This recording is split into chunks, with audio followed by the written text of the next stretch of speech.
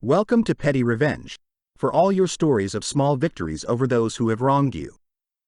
Hit that like and subscribe and let's go. I found out my husband and dearest friend were having an affair. My ex-husband and I met when our best friends married each other. He was the best man and I was the maid of honor. After a couple of years, we all lived in the same community and had our 4 children in the same time frame. We hired my friend, let's call her Hobag, to be our attorney for our business when we thought about selling franchises. Hobag and my ex, let's call him Dog, spent lots of late nights working out the kinks in contracts and more.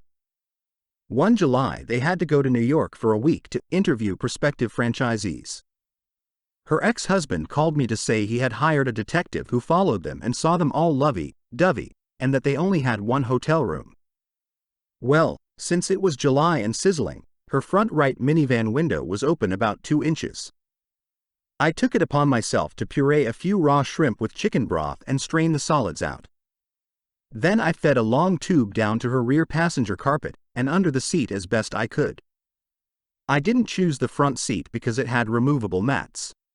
I then slowly funneled about half a cup of my potion down the tube. That week it was over 90 degrees every day. It was ghastly. A triumph.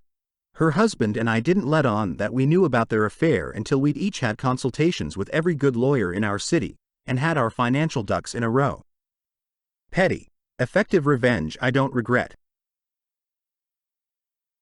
My grandma gave me the idea. Petty revenge at its finest. Years ago, when my husband and I got married, we had a decent-sized wedding, 100+ people, that we paid for ourselves. Because we were still fairly young and not making a ton of money, I tried to save where I could. I hired local people and friends to do many things at a discounted price, and because I worked at a 4-star restaurant facility, I was able to talk them into doing the wedding reception for cost as long as I provided A, B, and C. Basically, we had an amazing wedding for a very low price. However, it was still a fairly large amount per person. Somewhere between $17 to $20 per plate. Not too bad, but not cheap. Anyways, the invites go out and after a bit the RSVP cards start to pour in and, like I said, we ended up with over 100+ people, maybe almost 130, that would be attending. My aunt was one of those people. She RSVP'd for her husband, and their son, my cousin. Wedding day comes, we get married, reception time, and my aunt and family is a no-show. I notice because I only have 2. I'm irritated, but more worried something may have happened. However, the following Monday I get a card in the mail from them with a check for $10. No apology, just signed with a small congrats statement. Nothing personal. I was so disappointed. So, I call her mother, my grandma, and I tell her what happened. She instantly says, that doesn't even cover the cost of the meals she wasted when she didn't show up. What a cheapskate. It hadn't even crossed my mind at the time. Then she says the best thing ever. You know, your aunt is super OCD about her checkbook. Don't cash that check. It'll drive her mad. I didn't, and it did. It also drove my narcissistic mother crazy because she got all the calls asking when I was going to cash the check. Guess she was too embarrassed by then to call me. A win-win. The best part is I kept the check and left it inside the card. I have a habit of keeping all my cards, and every once in a while I'll pull that card out and look at that check, and it always makes me feel like the pettiest bitch alive. My girlfriend got an illegal Airbnb ring in her apartment complex busted. We live in a new and small apartment complex, only 40 units within 2 buildings. It's very low-key and within walking distance to our downtown. It's very affordable for how convenient a location it is. Back in September, we noticed the vacant unit beside us was getting moved into by a new tenant with furniture, decor, etc. One weekend not long after moving in, we heard what sounded like a little party with music and loud voices well past midnight. We heard a lot of people coming in and out of the front door, but letting the door slam each time to where it shook the walls. Maybe they were having a housewarming party or a friends get-together at the new place. So, we brushed it under the rug as a one-off incident. For the next few weeks, we noticed a variety of people coming in and out of this apartment, and none of them seemed to be the same individuals. Parking also started to become much more busy than usual, as well as the cars kept changing. So, something seemed off.